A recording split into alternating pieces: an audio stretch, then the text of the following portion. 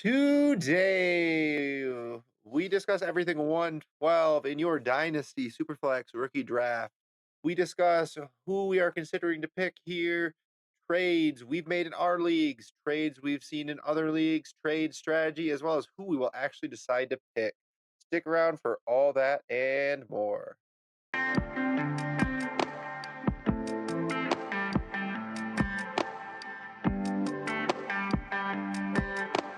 And welcome into the Dyno Construction Podcast. Last episode of our rookie draft pre NFL draft series, where we're going to tell you what to do with all the picks 101 through 111, the episode description below. If you like this content, make sure to hit the like and subscribe button. That being said, who have we taken so far in this exercise, David? Yeah, we have Ashton Jeanty 101, then Ted McMillan, Cam Ward, and Omarion Hampton 2, 3, 4. Kind of view that as a tier. Then kind of the rest of the people are in a tier 2, 105 through honestly like 203. We expect it to split, but that tier so far we have it going Travion Henderson 105, then Tyler Warren, Emeka Egbuka, Shador Sanders at 108, Travis Hunter 109, Luther Burden 110, and Quinchon Judkins 111. A lot of talent off the board so far. JP, what talent are we seriously considering at this pick slot? We are going to be considering Iowa's Caleb Johnson here, as well as Colston Loveland. That has been an argument for him in our last episode. And we also are going to be looking at Matthew Golden of Texas and Ole Miss quarterback Jackson Dart. So you're saying there's some dart throws available. There's about four that we like. Yeah, there's some darts. That was a golden pun. You love Lynn to hear it. All right, so we're gonna move on to trades next. One trade I personally made with the 112 in a league. Talked about this in our 111 episode. Said we were taking the 111 over Bryce Young. I was able to pull the 112 in a league for Bryce Young where I did not need him on my roster. I was ecstatic to liquidate at that cost. Just curious, JP, then David, if you guys concur with this type of deal or if you might take that risk. Yeah, I would move him for the 112, I think. I know quarterback's very valuable in super flex, but I'm just not super confident in his job security. He doesn't have a lot of NFL quarterback tools, and we've seen him be okay, pretty good in stretches, but I just don't think on a season long basis that he really has that much upside and doesn't have that job security, like I said. Yeah, I mean, if I don't need a quarterback and I can get the 112 for Bryce Young, I'm super happy. Even if I was kind of counting on Bryce Young, I'd probably consider it. So, yeah, certainly if you don't need him, I would be thrilled to get 112. Yeah, I think you could probably sell him for the 112 even if you were kind of counting on him and go try to buy Aaron Rodgers or Russell Wilson for a 302. Something like that, right? Whatever you can get, whatever trash can, and probably get comparable enough replacement level production. Now, I saw a big theme on dynasty-daddy.com where we pulled all the rest of our trades from. I noticed this is a pick a lot of people were moving for veteran production. So all of our trade questions are going to be regarding that concept. Whether that's because a lot of people who have the 112 just won the championship, and the people who have the 112 because the person who has the championship traded to them aren't looking to move it right now. Not sure what the reason is, but it's a pattern, and I want to just discuss the trades we're seeing, starting with JP, the 112 or Joe Mixon. Yeah, that's obviously very team dependent. If you're training for Joe Mixon, you're going to be contending, and I might just hold on to the 112 just to get that old at running back. It is kind of scary. There's still a first round pick in value. I mentioned CMC in the episode before. He's got more upside, of course, more risk, but I think I'm going to hold on to the 112 today, but it's close. JP's guy here, David, the 112 or Chris Godwin. This one's kind of tough for me because Godwin looked so good last year when he was healthy. He just turned 29, so I think another season or two of production at probably not quite that level, but still a high level is reasonable to expect. That being said, he has been injured a lot. They do have a new offensive coordinator. We expect their offense look very similar how it looked last year, but it's gonna have its own tweaks. I don't think I can quite pull the trigger here, but I'm tempted. So that means probably on some teams I might do it. But if you can give me a little plus back, you can give me an RB, a backup RB that might have a spike week or a late second or maybe even an early third, How about the like 412? a 2-3 swap, not the 412, not a fourth, maybe a mid third. I don't know. It would be team dependent, but I could see doing this, especially if I get just a little plus. Just a little bit. JP, I didn't put this one in the show sheet. They're just in the StreamYard banner, so you didn't see this one coming, but you alluded to it. Way to bury the lead, man. 112 or CMC. Yeah, I think right now I do prefer CMC to Joe Mixon. He's going as the RB5 on underdog at 13.9 ADP. So people are expecting him to still be really, really good. And I mean, I get it. We've seen him be just the king in fantasy football for a while. So if you want the RB production, you think that he's the last piece, I don't mind doing it. I mean, I say screw it. I'll take CMC. I think I understand that. I think I would do it in some situations, not all situations, even on a competing team. And last question, David, 112 or Derrick Henry? Kind of picking up on a theme here. I know you mentioned it at the top, so I shouldn't be surprised. But I can't spend a first, even if it's the 112 on a 31-year-old running back. I know he's a freak of nature, and that's great and all, but such a good running back class. I'd rather inject some youth. But I think there's going to be quality production available here. If your top five end up going before this pick, somebody else is going to fall to you, so you should have some value on the clock that you can take advantage of. So yeah, I'll keep the pick, and I don't even think on the clock I'd be thinking about Henry. I think I'd be trying to go other directions. I mean, I get it. I think Caleb Johnson's literally a full like decade younger. Yeah, that's crazy. The full decade age difference. I think I could stomach the 202, but the 112, even the 201 for Henry, it hurts my soul too much. So I feel like we've discussed a quite a bit about what we might need to consider for veterans. I'm sure there's other veteran targets we might consider at this point. You're gonna throw out some names just out of curiosity, just keeping on the same theme. Devonte Adams, I'm curious, David, is that a name that you would potentially consider here? What would you need back if you were getting him? Would you consider it straight up? I wouldn't do it straight up. No, I would consider. Certainly, I'd probably do it if you're giving me any sort of second. If you're looking at an early third, I'd think about it, or a 2-3 swap somewhere in that range.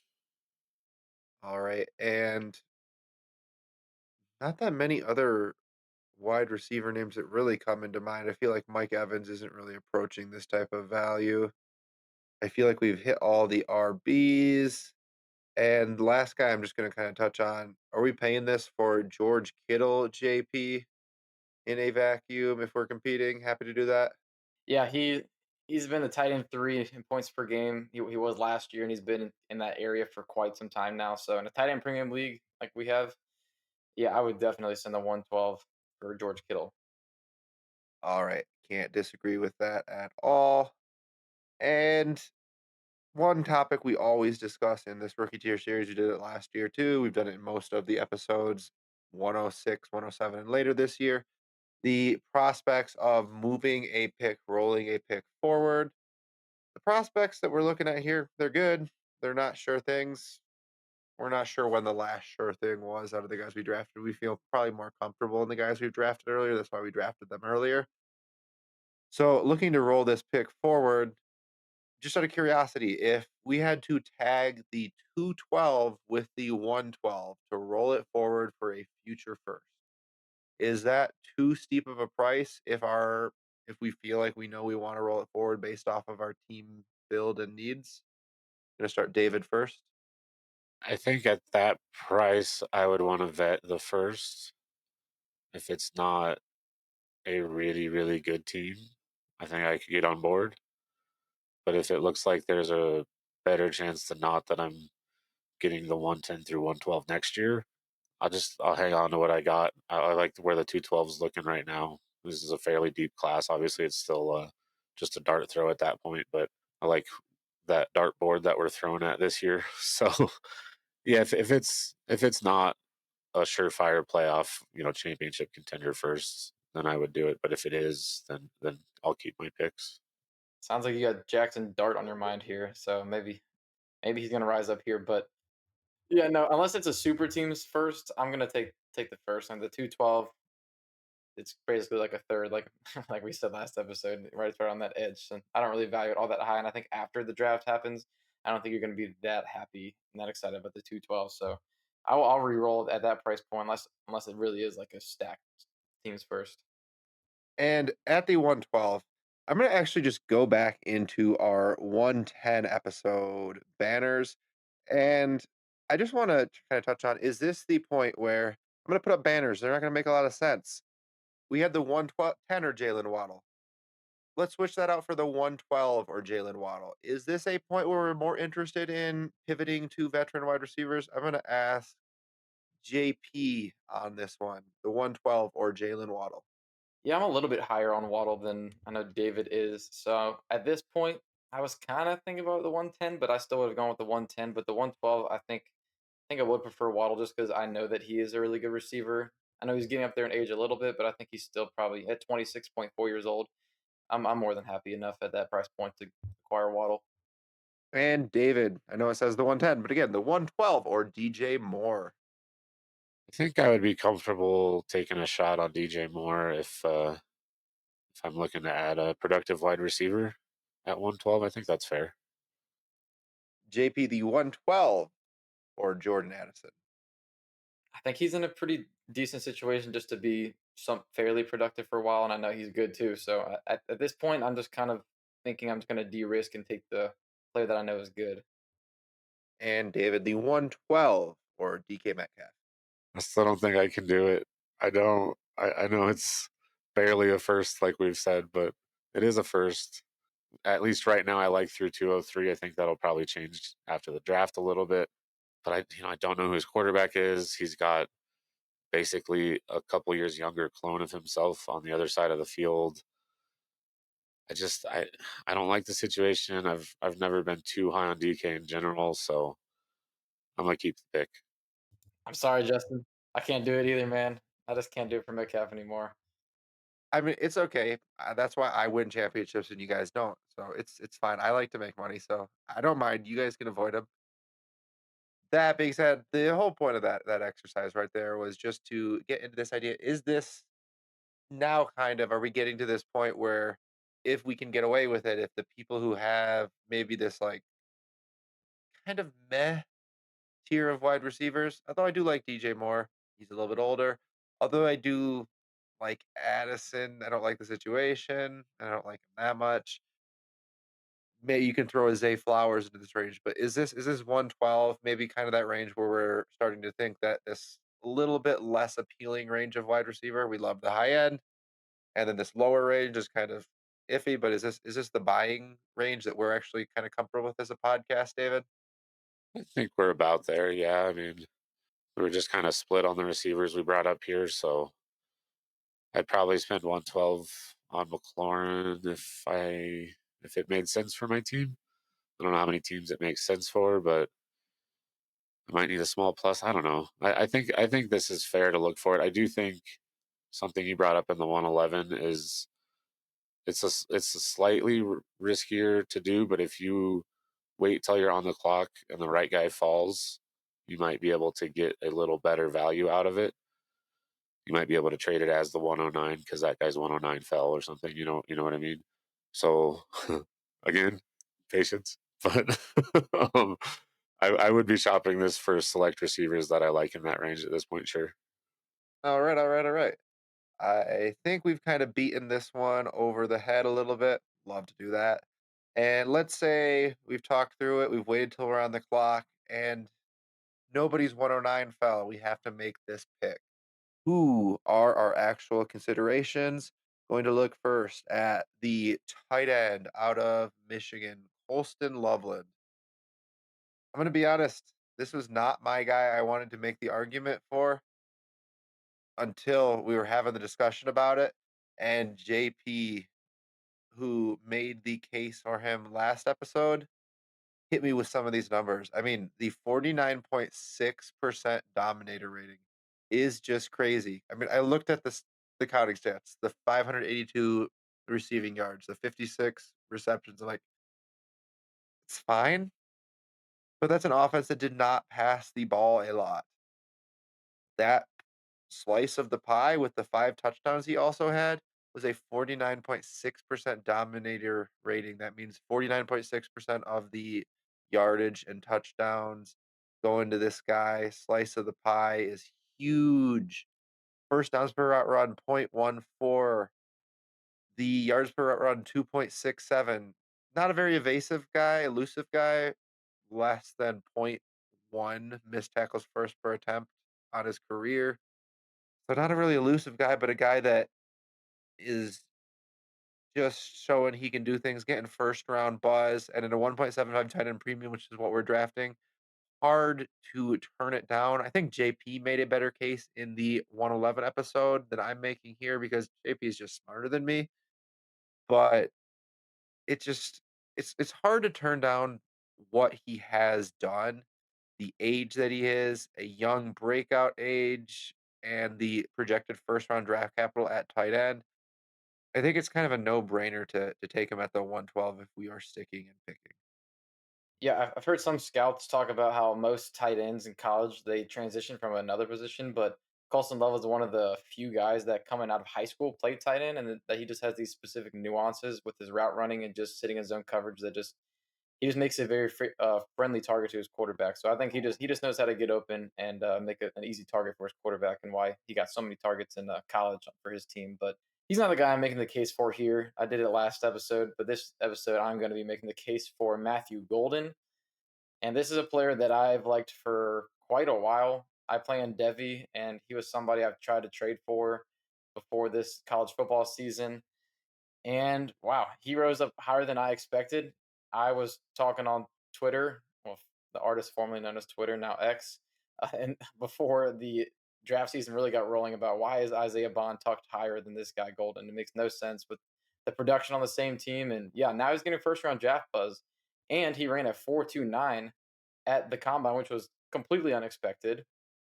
Yeah, in quotes, Justin's putting, because I've seen some people on X, they're measuring it frame by frame, and they don't think that it's true. But I don't know. I'll trust the combine, I suppose. But this is a guy. He seems like he will go round one. He played a big program in Texas. He started at Houston, which he actually played alongside Tank Dell as a freshman at Houston.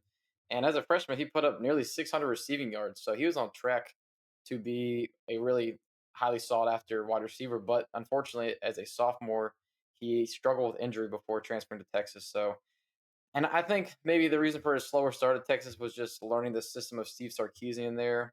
But he really came on late, and in the playoffs, he was the clear go-to guy in a talented wide receiver room there. So, and I just think for a guy at a 5'11", 191, he just has really impressive combative ability with the ball in the air. His contested catch ability just in general is really good. Got strong hands down the field, and I think for fantasy football, what's nice about him is he is a field stretcher. I think he can be more than just the take it over the top guy, but he's going to get those high value targets where he's getting downfield looks. So I think if he gets paired with a quarterback that is a good deep ball passer who's aggressive, likes to push it down the field, I think he's going to have a lot of spike weeks. And I think that a first round wide receiver is definitely somebody we're considering in the first round of our rookie drafts. Yeah, I think if he gets the right draft capital, it's going to be hard to ignore.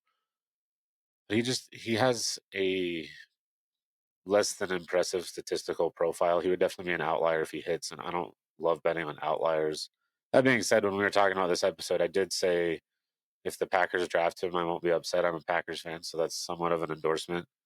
I don't know if I would love it at 23 based on who should be on the board, but I like what he potentially could bring to the table. I'm just worried about his boom bust potential here. That does worry me, and this is a 175 tight end premium that we're talking here. It is kind of awkward to talk favorably about a Michigan man, but Colston Loveland is a very good player. He's a very good tight end. I think he could end up being the tight end one in this class. I wouldn't bet on it personally, but based on what I hear and see in the news and things, I think it's a reasonable possibility. So on the 175 tight end premium, I'm going to have us take the tight end here, Colston Loveland. I just think the upside is a little bit higher based on the format. That being said, though, if Golden's a first round receiver, it's hard to let him slip out of the first round of rookie drafts. It's just the kind of profile that I'm a little worried about. Can't disagree with that. We were pretty unanimous, especially after JP really kind of hammered home some of the stats, additionally, context he talked about. As a podcast, it is our pick. And as a podcast, these are our first rounders as of right now. Feel free to let us know in the comments below where you agree or disagree. We hope you found this exercise as helpful for you as it was for us.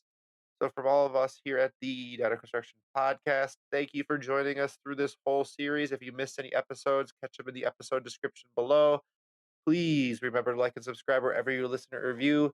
And from all of us here at the Dino Construction Podcast, until next time.